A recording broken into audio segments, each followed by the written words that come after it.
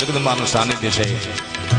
કવિ લખે કે માડી તારું કંકુ ખર્યું ને સૂરજ ઉગ્યો.